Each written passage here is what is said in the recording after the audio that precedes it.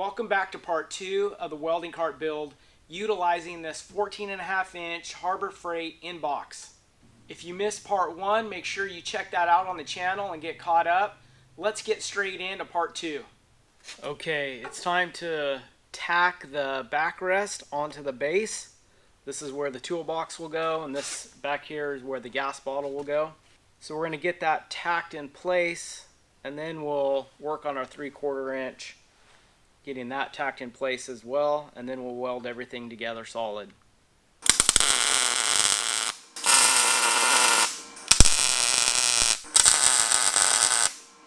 We have our base, our backrest, the 3/4 inch tubing we welded together earlier. Everything is square and clamped in place. Now we'll need to tack this 3/4 inch tubing to the base and the top of the headrest there.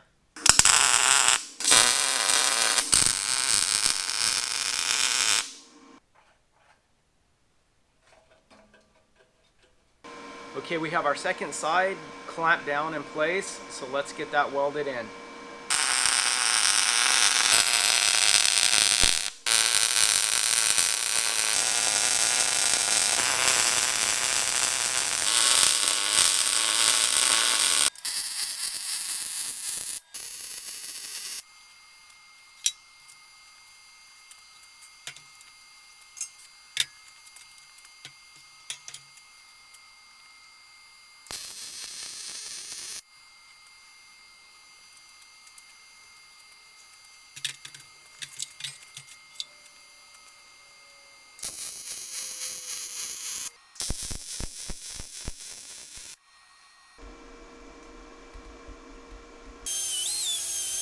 I plan on powder coating this cart, so I took the time to smooth and blend the welds as I went along rather than have a bunch of grinding to do at the end of the project.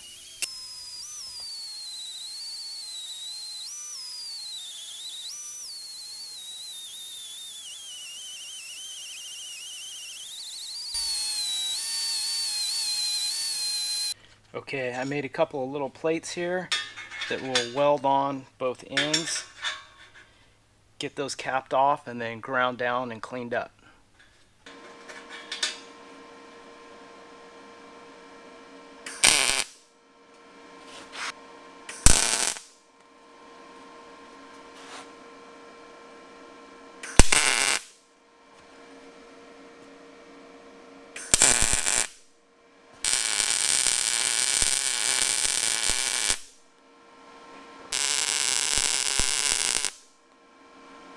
That's going to be a lot to grind off.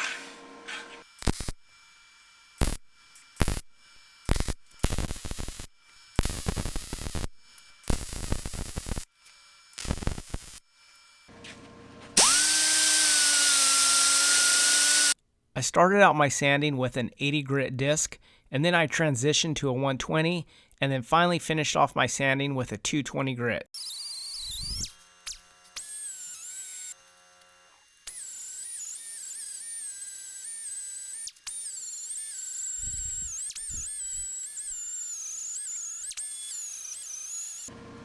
We'll finish up with some 220 grit.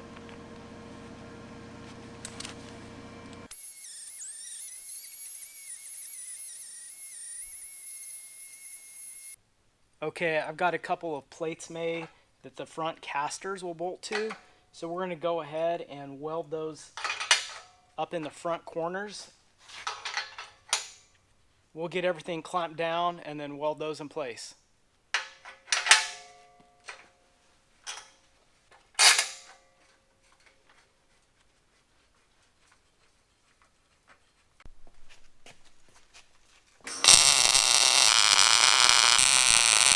After tacking the plates on, I went back with some heavier stitch welds. Okay, I have a few 3-inch gussets with a few holes drilled in it. We're going to weld those on up here on each side. Once that gusset is welded up in there, we'll have a second one that will bolt on, and then we'll weld our handle to it so we can take the handle on and off so we can slide our box in. So let's flip this over on its side, and then we'll clamp the gusset in place and weld it in.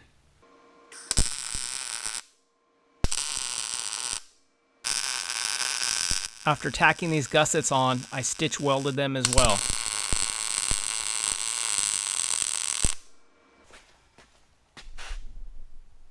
Okay, it's time to make the handle that we're going to weld on here and loop around to the other side.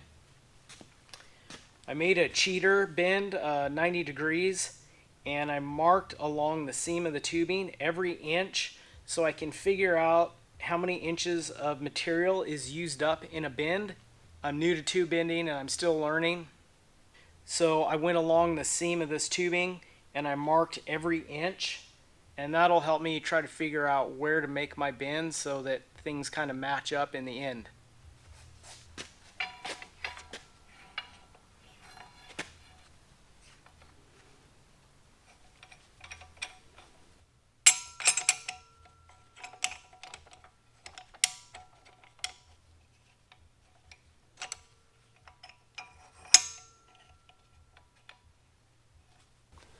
I'm going to mark where the beginning of my bend is.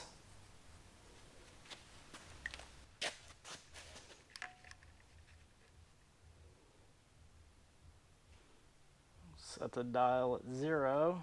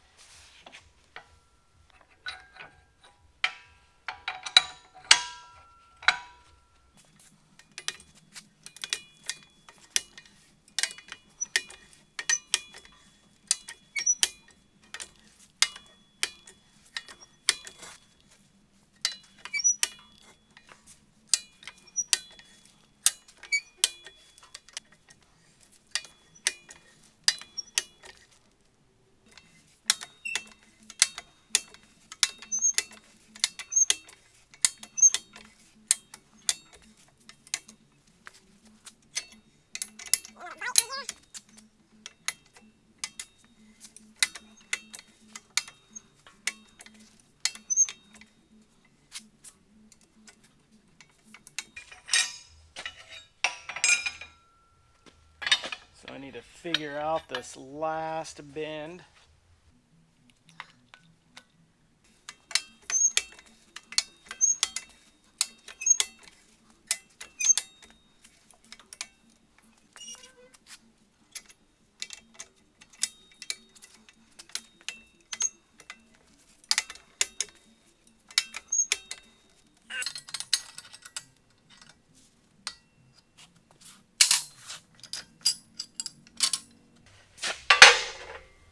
Alright, looks good. Now we need to trim the center pieces up to our width.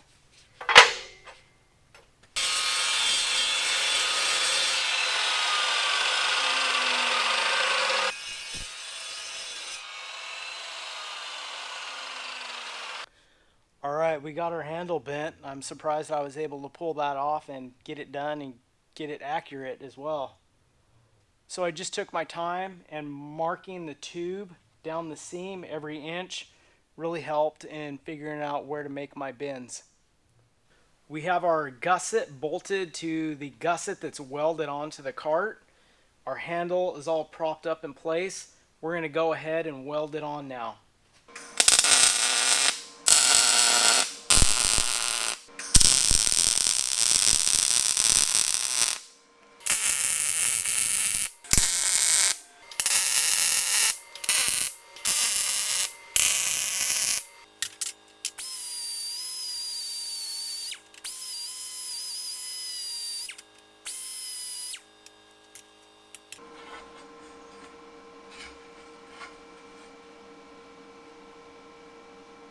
Awesome.